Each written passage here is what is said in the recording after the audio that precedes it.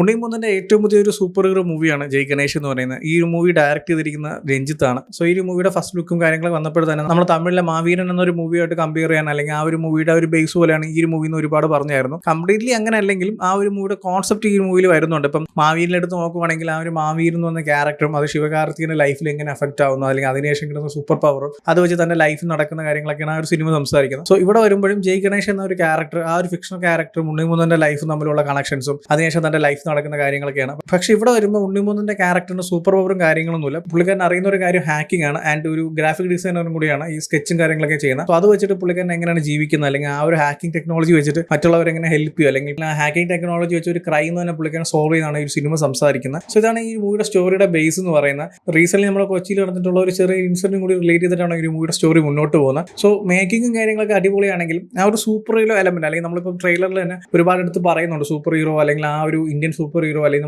നമ്മളെ മിന്നൽ മുരളി പോലെ അടുത്തുള്ള സൂപ്പർ ഹീറോ മൂവിയാണെന്നൊക്കെ പറയുന്നുണ്ടെങ്കിലും ഇവിടെ സൂപ്പർ പവേഴ്സും അങ്ങനെ കാര്യങ്ങളൊന്നുമില്ല. ആൻഡ് ഈ ഒരു മൂവി സ്റ്റാർട്ട് ചെയ്ത ജയ് ഗണേഷും അല്ലെങ്കിൽ ആ ഒരു ഫിക്ഷണൽ ക്യാരക്ടേഴ്സിന്റെയും കോമിക് കാര്യങ്ങളൊക്കെ കുറിച്ച് പറയുന്നുണ്ടെങ്കിലും പിന്നീട് ആ ഒരു സ്റ്റോറി പോകുമ്പോൾ ആ ഒരു ക്യാരക്ടറിനെ എവിടെയും പ്ലേസ് ചെയ്യാനോ അല്ലെങ്കിൽ ആ ഒരു ജയ് ഗണേഷ് എന്ന ഒരു കാര്യം റിലേറ്റ് ചെയ്ത് സംസാരിച്ച് കൊണ്ടുപോകാനൊന്നും പറ്റുന്നില്ല. ഒരു പോർഷൻ എത്തുമ്പോൾ അവർ തന്നെ അത് ബ്രേക്ക് ചെയ്യുന്നുണ്ട് അല്ലെങ്കിൽ അവർ തന്നെ മറന്നു പോകുന്നുണ്ട്. ജയ് ഗണേഷും ആ ക്യാരക്ടറൊക്കെ എവിടെയാണെന്ന് അവർ തന്നെ മറന്നു പോകുന്നുണ്ട്. പിന്നീട് ഒരു പോർഷൻ കഴിയുമ്പോഴാണ് ആ ഒരു ജയ് ഗണേഷിനെ ഒരു മൂവിയിലോട്ട് തിരിച്ചു വരുന്നത്. മൂവിയുടെ സ്റ്റോറി വളരെ സിമ്പിൾ ആണ്, നൈസായിട്ട് തന്നെ മേക്ക് ചെയ്തിട്ടുണ്ട്. എല്ലാവരുടെ പെർഫോമൻസും കാര്യങ്ങളൊക്കെ അടിപൊളിയാണ്. ഉണ്ണിമുന്നൻ എസ്പെഷ്യലി അടിപൊളിയായിട്ട് തന്നെ പെർഫോം ചെയ്തിട്ടുണ്ട്. ബാക്കിയുള്ള എല്ലാ ക്യാരക്ടേഴ്സും നൈസായിട്ട് തന്നെ ചെയ്തിട്ടുണ്ട്. ഈ ഒരു മൂവിയുടെ റൺ ടൈം എന്ന് പറയുന്നത് 2 മണിക്കൂർ 5 മിനിറ്റ് ആണ്. പക്ഷെ ആ ഒരു റൺ ടൈമിൽ തന്നെ ലാഗ് അടിക്കുന്ന കുറെ സീക്വൻസ് ഒക്കെ ഉണ്ട്. സെക്കൻഡ് ഹാഫ് കുറെ ത്രില്ലിംഗ് മൂവ്മെന്റ്സും കാര്യങ്ങളൊക്കെ കൊണ്ടുവരാൻ ശ്രമിച്ചിട്ടുണ്ടെങ്കിലും ഒരു എൻഗേജിങ് ഫീൽ ചെയ്യുന്നില്ല. നമ്മൾ ആ ഒരു മൂവിയിൽ ഇപ്പം ഞാൻ പറഞ്ഞ പോലെ തന്നെ ഉണ്ണിമുന്നനെ ഹാക്കിംഗ് ടെക്നോളജിയും ആ ഒരു കാര്യങ്ങളൊക്കെ വെച്ച് ഒരു മൂവിയിലെ സ്റ്റോറിയായിട്ട് മുന്നോട്ട് പോകുന്നുണ്ടെങ്കിലും സെക്കൻഡ് ഹാഫിൽ കുറച്ചും കൂടി ആൾക്കാരെ പിടിച്ചിരുത്തുന്ന അല്ലെങ്കിൽ കുറെ എൻഗേജ് ചെയ്യിപ്പിക്കുന്ന അല്ലെങ്കിൽ ത്രില്ലേപ്പിക്കുന്ന കുറെ മൂവ്മെന്റ്സ് ഒക്കെ ഇവർ ക്രിയേറ്റ് ചെയ്യാൻ ഒരുപാട് ശ്രമിക്കുന്നുണ്ട്. അത് നമുക്ക് കാണാൻ പറ്റും. പക്ഷെ അതൊന്നും വലിയ രീതിയിൽ വർക്കൗട്ട് ആയിട്ടില്ല. പക്ഷെ ഓവറോൾ നോക്കുമ്പോൾ മൂവി നൈസ് ആണ്. അത്ര വലിയ ഗംഭീരം അല്ലെങ്കിൽ ഭയങ്കര കിടിലം സൂപ്പർ ഹീറോ മൂവി എന്നല്ല ഞാൻ പറയുന്നത്, അല്ലെങ്കിൽ അത്ര ഷോകെന്നല്ല ഞാൻ പറയുന്നത്. ആ ഒരു സൂപ്പർ ഹീറോ എലമെന്റും കാര്യങ്ങളൊന്നും സിനിമയിൽ ഇല്ലെന്ന് താനും. എന്നാലും ഒരു ഫിക്ഷണൽ ക്യാരക്ടറെ റിലേറ്റ് ചെയ്തിട്ട് ഒരു വീൽ ചെയറിൽ ഇരിക്കുന്ന ഒരു ക്യാരക്ടറിന്റെ അയാളുടെ ലൈഫിൽ നടക്കുന്ന കാര്യങ്ങളും അത് ആ ഒരു സിറ്റുവേഷനിൽ ഇരുന്നിട്ട് അയാൾ എങ്ങനെയാണ് ബാക്കിയുള്ള കാര്യങ്ങളൊക്കെ ചെയ്യുന്നതും എന്താ പറയുക ഒരു ക്രൈം സിറ്റുവേഷൻ വരുന്നുണ്ട്. സോ ആ ഒരു ക്രൈം സിറ്റുവേഷൻ എങ്ങനെയാണ് സോൾവ് ചെയ്യുന്നത് അങ്ങനെ കുറച്ച് കാര്യങ്ങളൊക്കെ റിലേറ്റ് ചെയ്ത് നൈസായിട്ട് തന്നെ പ്രസന്റ് ചെയ്യുന്നുണ്ട്.